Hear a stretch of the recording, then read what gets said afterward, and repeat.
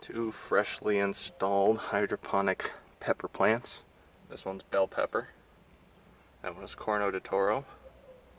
In a 17-gallon container filled with about 10 or so gallons. Nutrient solution by the Master Blend.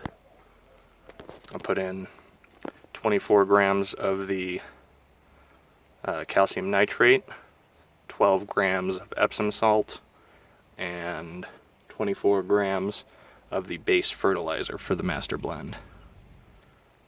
And Bob is just fascinated by the smells.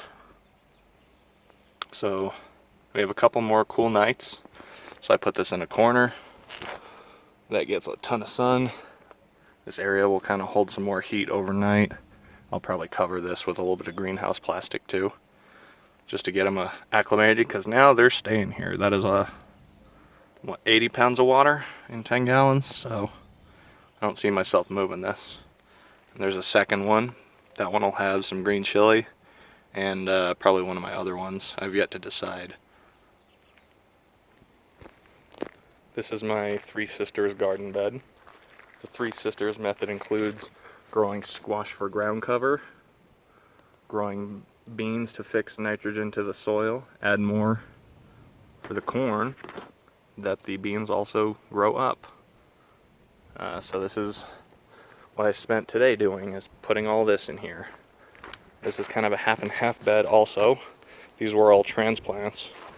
This side was all pretty much direct seeded, except for these couple squash plants and the bean plants. Like, this was the first squash plant, and it's not too happy with the weather, but that's okay. Here's our corn and beans, roughly 2-3 inches apart. So anytime you have a corn, you want to have a bean pretty close by so that it'll grow up the stalk. Some more beans. We've got Mayflower beans, we've got Orca beans, rattlesnake, purple rattlesnake beans or something like that. Either way, we're gonna have a whole lot of beans and a whole lot of popcorn. This is all the corn here is dwarf variety strawberry popcorn. And this one actually was, I put in a bean and then I forgot about it and I put in a corn. So they sprouted about the same time. Now we've got a Two Sisters seed cell, and they don't seem angry about it. The apple trees are alive and well. We've got some blooms on this one. I'm just happy to see anything happening. A whole lot of blooms popping up. I don't know if we'll actually get apples this year, since this is a fairly young tree, but that's okay. Our other Granny Smith apple tree that's probably a week ahead, full on blooming. I love it. This is where the peppers will be going. This bed and that bed will be full of peppers. That's a little bit of garlic. Our asparagus, which this is its 3rd year, and that's about all I'm getting from it, because you're not supposed to crowd it. And the last couple seasons I've definitely crowded this bed and not really given the asparagus room to grow. So that's why I'm only getting one good sized one. The Swiss chard has absolutely taken over, and we have definitely been eating off of this here and there, probably like once a week. Here's some of our spring stuff that was all direct seeded before that mega snowstorm back in February. So here we are 2 months later. Got the French breakfast radishes. They're starting to do their thing, become their little radish spiciness. Our giant purple mustard, and some, unfortunately, some onions that are popping through, not fully broken down.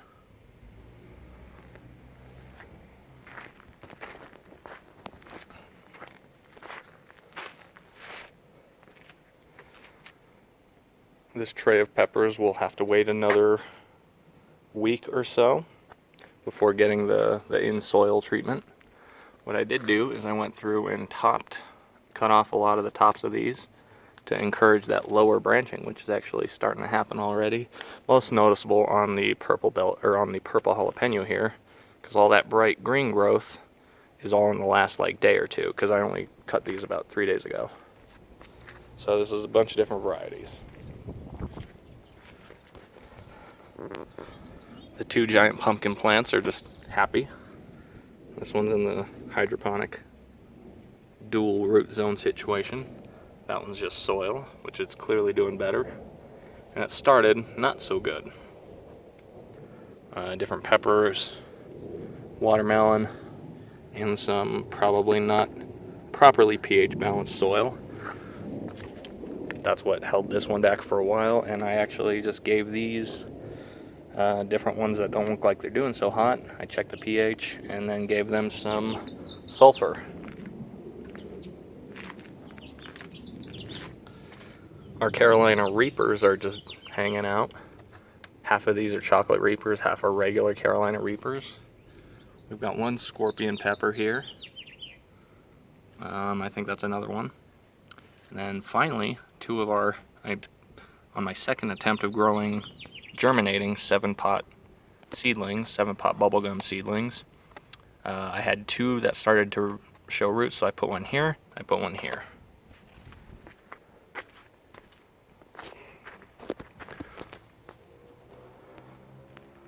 Also planted 9, is it 9? 1, 2, 3, 4, 5, 6, wait, 1, 2, 3, 4. Yeah, planted 9 tomato plants. The San Marzano, the Faradelli, or Ferdel, and the Marion.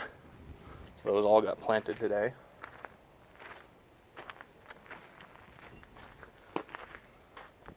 Those are the direct sown sugar snap peas from that winter storm.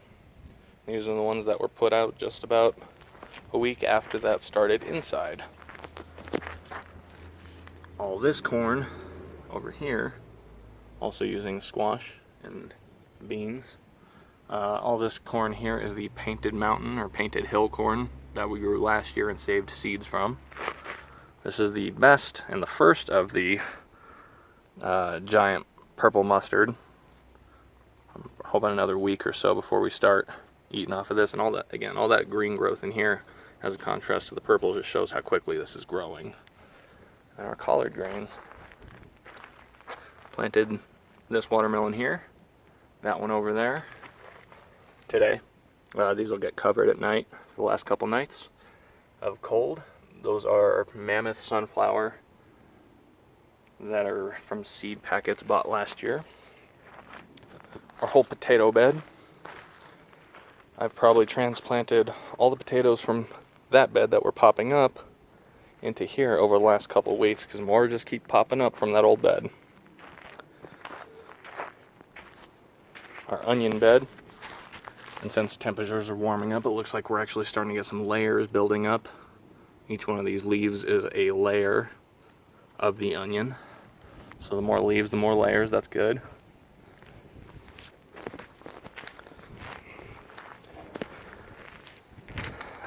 This is one of the other tomatoes, obviously. This was in a 3.5 gallon bucket up until today. So I spent the better part of this morning mixing nutrient solution between 2 5-gallon buckets. Put that one in a 5-gallon. Put that one in a 5-gallon. This one's already been out here for 2 days, tied up to here. I've taken the plunge, and it doesn't seem to be hating it at all. Tied up here, and tied actually to the base of the plant somewhere. Yeah, right in there on the string. So all in all, pretty happy. Soil giant pumpkins going there in a couple days, and we're off to a great start for the season.